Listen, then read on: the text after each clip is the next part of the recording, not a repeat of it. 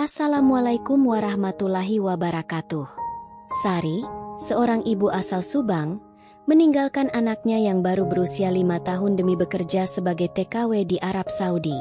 Tawaran gaji besar membuatnya berharap bisa mengubah hidup keluarga. Namun, kenyataan di negeri orang jauh lebih kejam dari yang dia bayangkan. Ia bukan hanya menghadapi pekerjaan rumah tangga biasa, tapi juga sebuah pilihan berat yang mengorbankan harga dirinya. Bagaimana Sari bertahan menghadapi tekanan itu? Dan apa yang harus dia korbankan demi masa depan anaknya? Simak kisah penuh perjuangan dan pengorbanan seorang ibu yang tak pernah terungkap selama ini. Penasaran dengan cerita lengkapnya? Jangan lupa like, komen, share dan subscribe channel Rahasia Ranjang untuk melanjutkan menyaksikan cerita ini. Langit Subang pagi itu mendung. Kabut tipis menyelimuti halaman rumah kecil berdinding papan, tempat Sari tinggal bersama ibunya dan putra kecilnya, Rehan. Anak itu baru 5 tahun, belum tahu arti kata kepergian sepenuhnya. Tapi pagi itu ia menangis sejadi-jadinya sambil memeluk kaki ibunya. Sari berlutut, mencoba menenangkan Rehan, memeluknya erat, menahan air mata yang nyaris pecah. "Ibu janji pulang cepat ya, Nak," bisiknya, meski hatinya tahu, ia sendiri tak yakin kapan bisa pulang. Ia ingin menjadi ibu yang kuat, tapi setiap tangisan Rehan seperti pisau yang menggores dadanya dalam-dalam. Pagi itu, suara mesin mobil travel yang menunggu di depan rumah menjadi musik perpisahan paling menyakitkan dalam hidupnya. Sari bukan perempuan yang nekat. Ia adalah seorang istri yang pernah mencoba bertahan, tapi ditinggal suami tanpa kabar. 5 tahun lalu, suaminya pergi merantau ke Kalimantan dan tak pernah kembali. Tak ada kiriman uang, tak ada telepon, tak ada berita. Ia mencoba menjahit di rumah, mencuci pakaian tetangga, bahkan sempat jualan gorengan. Tapi kebutuhan terus datang, seperti ombak yang tak pernah berhenti menghantam pantai yang rapuh. Dan ketika seorang teman mengenalkan pekerjaan di Arab, dengan gaji besar dan janji yang terdengar mewah, Sari mulai bimbang, dan akhirnya menyerah pada keadaan. Malam sebelum keberangkatan, Sari tak bisa tidur. Ia menatap Rehan yang tertidur di pangkuannya. Tangannya menggenggam jari kecil itu dengan gemetar. Ia tahu anak itu belum mengerti, tapi ia berharap Rehan bisa memaafkan dirinya kelak. "Ibu bukan meninggalkanmu, Nak. Ibu sedang berjuang buat masa depanmu," gumamnya dalam gelap, berusaha meyakinkan dirinya sendiri. Tapi semakin ia bicara, semakin hatinya terasa kosong. Seolah ada bagian dari dirinya yang akan tertinggal di rumah kecil itu, tak akan pernah benar-benar kembali. Ibunya, perempuan tua renta yang sabar, hanya bisa memeluk Sari di pagi keberangkatan. Tak banyak kata, tak ada nasihat panjang. Hanya pelukan yang hangat dan doa yang lirih, yang entah kenapa membuat air mata Sari tumpah begitu saja. "Jaga diri, Nak. Jangan sampai dirimu hilang di negeri orang," ucap ibunya dengan suara bergetar. Kata-kata itu menggema di kepala Sari sepanjang perjalanan ke Jakarta, seperti suara gema yang tak bisa ia matikan. Ia tahu, tubuhnya boleh kuat, tapi jiwanya belum tentu. Di dalam mobil travel, Sari duduk diam. Ia menatap pemandangan Subang yang mulai menghilang dari jendela. Jalanan berlumpur, sawah-sawah yang masih hijau basah. Semua terasa asing padahal ia tumbuh di sana. Bayangan Rehan terus menari di pikirannya. Wajahnya yang lucu, suaranya saat memanggil "Ibu", dan pelukan kecilnya yang hangat. Ia mencoba mengusir kenangan itu, tapi semakin mencoba, semakin sesak dadanya. Di kursi itu, Sari menangis dalam diam. Tak ada suara, hanya air mata yang jatuh satu-satu, seperti hujan pertama di musim kemarau. Dan saat pesawat lepas landas malam harinya dari Bandara Soekarno-Hatta, Sari tahu, ia baru saja meninggalkan sebagian dari jiwanya di Subang. Lampu-lampu kota terlihat seperti bintang yang jatuh, tapi tak ada keindahan di dalamnya. Di dalam perut pesawat, ia bukan lagi hanya penumpang. Ia adalah ibu yang sedang mempertaruhkan segalanya untuk bertahan. untuk masa depan anaknya, tapi juga mungkin untuk kehilangan dirinya sendiri. Dan di langit malam itu, Sari menatap keluar jendela, bertanya dalam hati, apa aku benar-benar siap? Sari tiba di Riyadh saat fajar menyingsing. Udara asing itu menyentuh kulitnya seperti kabut dingin yang tak ramah. Bandaranya megah, penuh cahaya, tapi hatinya gelap. Di dalam hatinya, Sari masih terjebak di halaman rumah Subang, di pelukan Rehan yang terus memanggil, "Ibu," dalam mimpi. Ia bersama puluhan TKW lainnya, diam dalam kelelahan dan kekhawatiran yang tak bisa diceritakan. Tapi berbeda dari yang lain, Sari merasa ada yang terenggut dari dirinya sejak ia naik pesawat semalam. Agen menjemputnya seperti yang dijanjikan. Mereka memperkenalkannya pada pekerjaan yang katanya istimewa, bukan sebagai pembantu biasa. Majikan kamu orang penting, polisi senior, 4 orang. Tapi baik-baik, kata si agen sambil tersenyum kecil. Tapi sorot matanya tak sehangat ucapannya. Sari hanya mengangguk pelan, tak mengerti sepenuhnya. Tapi gaji yang dijanjikan, 50 juta rupiah per bulan, mengalahkan semua keraguan. 50 juta bukan angka kecil. Itu bisa mengubah hidup Rehan, ibunya, dan mungkin dirinya sendiri. Rumah majikannya besar dan megah. Dindingnya tinggi, pintunya tebal, dan di dalamnya sunyi. Tak ada perempuan lain. Hanya 4 pria tua berpakaian seragam militer yang sesekali menatap Sari terlalu lama. Ia berusaha tersenyum, sopan, menunduk seperti yang diajarkan saat pelatihan di Jakarta. Tapi entah kenapa, hawa rumah itu membuat bulu kuduknya merinding. Hari-hari pertamanya diisi dengan membersihkan rumah besar, memasak, dan mendengarkan perintah dari suara berat yang tak pernah bernada hangat. Ia bekerja diam-diam, berharap hari cepat berlalu, dan malam segera datang. Namun justru di malam hari, kegelisahannya menjadi lebih nyata. Salah satu dari pria itu mulai menyapa dengan terlalu ramah, menanyakan hal-hal pribadi, bahkan memberi hadiah kecil, coklat, parfum, bahkan uang. Sari menolaknya dengan halus. Ia mencoba tetap profesional, tapi ia tahu, sesuatu sedang didekatkan padanya. Sesuatu yang bukan bagian dari kontrak kerja. Dan pada malam keempat, salah satu dari mereka menaruh koper besar di atas meja makan setelah makan malam.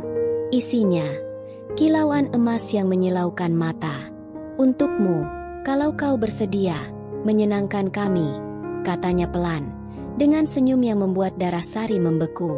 Sari langsung berdiri, menatap mereka dengan campuran marah dan takut. Saya hanya di sini untuk bekerja, Pak, ucapnya dengan suara pelan tapi tegas.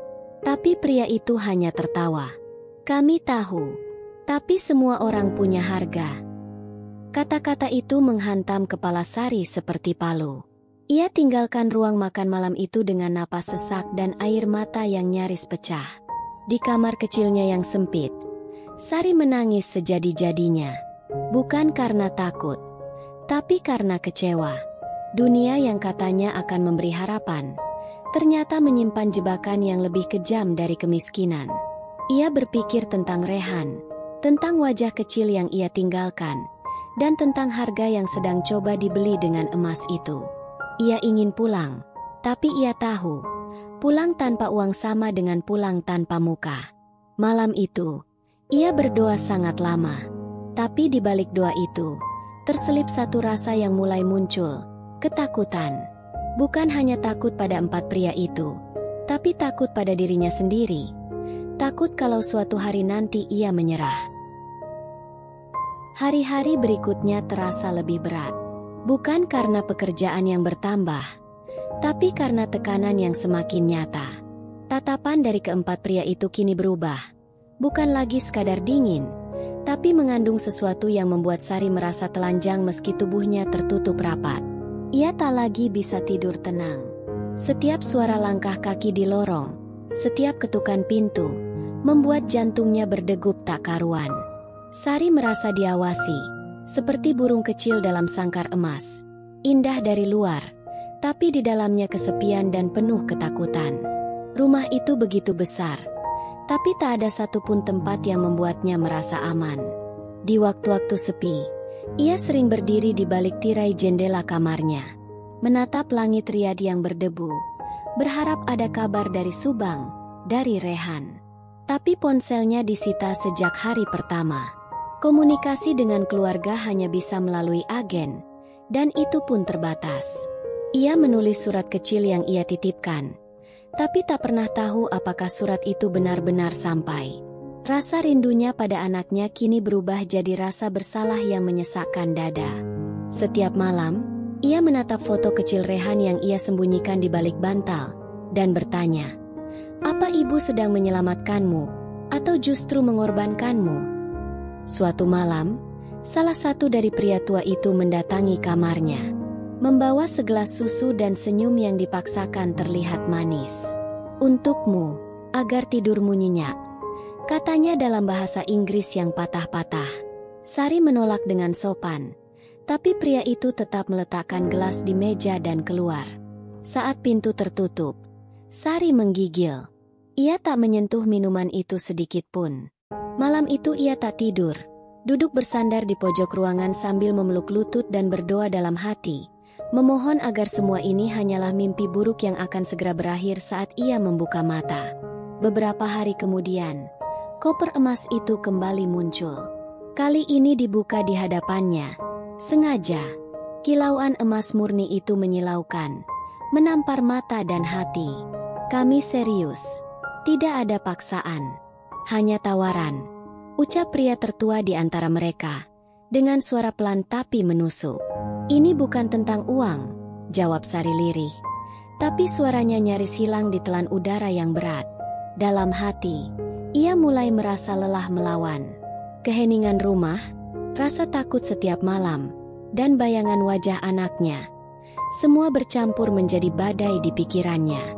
Malam itu, Sari tidak langsung menangis. Ia duduk di ranjangnya, diam, memandangi tembok kosong seolah mencari jawaban. Ia merasa seperti perempuan yang berjalan di tengah gurun tanpa arah. Tak ada pelindung, tak ada suara, hanya ada pilihan-pilihan pahit yang semuanya meninggalkan luka. Ia ingin tetap kuat, tapi semakin hari dunia seperti mengikis sisa-sisa harga dirinya. Dan dalam diamnya, untuk pertama kali, Sari bertanya pada dirinya sendiri, "Sampai kapan aku bisa bertahan?" Hari itu, langit riad sangat cerah, tapi hati Sari gelap seperti malam tanpa bintang. Ia sudah tidak menghitung berapa kali koper emas itu ditunjukkan kepadanya. Emas batangan, gelang, kalung, bahkan mahkota kecil. Semuanya ditata rapi seperti pameran kehinaan yang dibungkus kemewahan. Ucapan mereka makin lembut, makin halus, seolah mereka tahu bahwa tembok pertahanan Sari sedang retak. Ia duduk di pojok ruang tamu, menggenggam jemarinya sendiri yang gemetar. Sari merasa tak ada lagi tempat untuk lari. Tak ada suara yang bisa ia panggil untuk menyelamatkan dirinya. Sore itu, salah satu dari mereka datang dan duduk di sampingnya. "Kau tahu, tak ada yang akan tahu, hanya kita berempat. Setelah itu, koper ini milikmu. Uang untuk hidup yang lebih baik. Anakmu bisa sekolah tinggi, ibumu bisa tinggal di rumah yang layak." Kalimat itu menusuk tajam. Mereka tak hanya menyentuh tubuh, tapi merobek jiwa. Mereka tahu kelemahan Sari, cinta seorang ibu. Dan untuk pertama kalinya, suara dalam kepala Sari mulai berdebat dengan hatinya. Apakah satu malam sebanding dengan masa depan Rehan? Di malam yang sama, Sari berdiri di depan cermin kecil di kamar. Ia menatap dirinya lama, sangat lama. Wajah itu terlihat asing, lelah, pucat, dan penuh luka yang tak tampak. Ia berusaha tersenyum, tapi senyumnya seperti sobekan kain yang dipaksa dijahit kembali. Air mata mulai mengalir, perlahan, lalu deras. Ia memejamkan mata, mengingat tawa Rehan, suara ibunya, dan tanah Subang yang basah sehabis hujan. Tapi semua itu terasa seperti mimpi yang jauh. Dan malam ini, Mimpi itu terasa tak bisa dicapai lagi kecuali dengan cara yang mengorbankan sesuatu dalam dirinya. Akhirnya, ia melangkah keluar kamar. Dengan langkah gontai, ia mendekati ruang tengah, di mana koper itu masih terbuka. Emasnya berkilauan terkena cahaya lampu.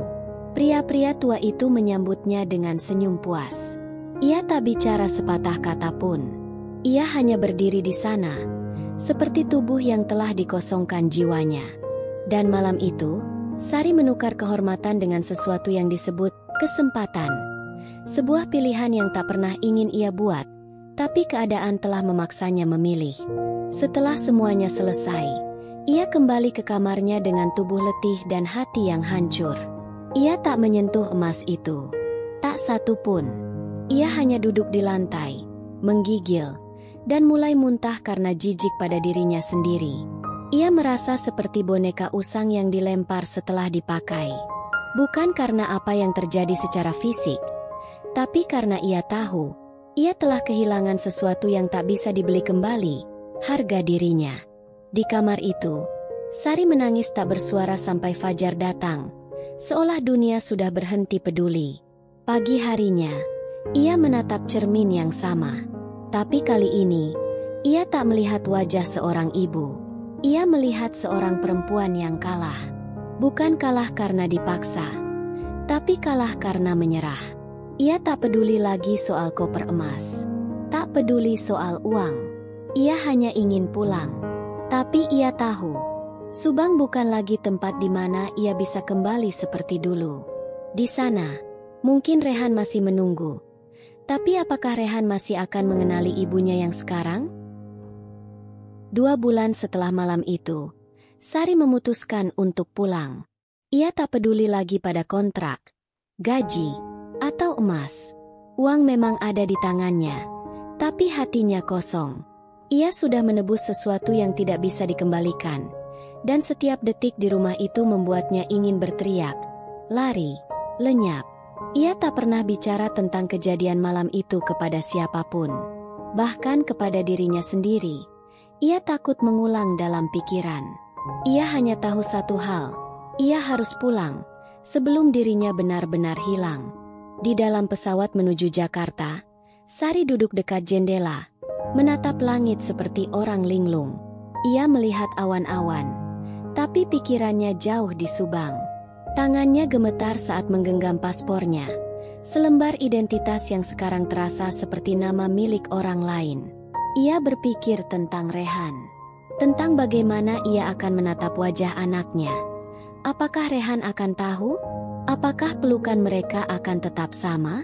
Ataukah cinta itu juga akan ikut berubah? Karena ibunya bukan lagi perempuan yang utuh. Sesampainya di rumah, ibunya menyambut dengan pelukan hangat. Tapi Sari tahu, pelukan itu tak bisa menyembuhkan lukanya. Rehan berlari memeluknya, memanggil, "Ibu," dengan suara ceria. Dan saat itu, air mata Sari jatuh tak bisa dibendung. Bukan karena bahagia, tapi karena sedih. Terlalu sedih. Ia memeluk anaknya erat-erat, seperti ingin menebus semua malam yang hilang. Tapi ia juga tahu, ada bagian dari dirinya yang tak akan bisa dipeluk kembali. Hari-hari di Subang berjalan lambat. Sari mencoba kembali seperti dulu, tapi dunia terasa berbeda. Ia merasa terasing di tempat yang dulunya rumah. Emas yang ia bawa akhirnya dijual diam-diam, cukup untuk membangun rumah kecil dan menutup utang. Tapi tak ada rumah semegah apapun yang bisa menyembuhkan luka di dadanya. Ia mencoba tersenyum, menyapu halaman, memasak untuk ibunya dan anaknya. Tapi malam-malam tetap sunyi, karena yang hilang dari dirinya bukan hanya kehormatan, tapi kedamaian. Kadang, saat ia menatap Rehan tidur, ia berbisik pelan, "Maafkan ibu." Ia ingin mengatakan semuanya, tapi anak itu terlalu kecil untuk mengerti. Ia ingin menjadi ibu yang kuat, tapi ia tahu, yang kuat bukan berarti tak pernah hancur. Ia menulis di buku harian kecil, satu-satunya tempat di mana ia bisa jujur sepenuhnya. "Aku pulang, tapi bukan sebagai aku yang dulu." Kata-kata itu ia tulis setiap malam, Seolah dengan mengulanginya, ia bisa meyakinkan dirinya sendiri bahwa ia masih pantas dicintai. Dan di satu malam yang dingin, Sari duduk di teras rumah, menatap langit Subang yang bertabur bintang. Ia menarik napas panjang, memejamkan mata, lalu berbisik, "Tuhan, kalau ini jalan yang harus kutempuh untuk masa depan anakku, maka biarlah aku yang terbakar, asal dia bisa tumbuh dalam cahaya." Dan malam itu, untuk pertama kalinya, air matanya tak jatuh karena luka, tapi karena akhirnya ia mulai menerima bahwa meski dirinya rusak, cinta seorang ibu tidak pernah pecah.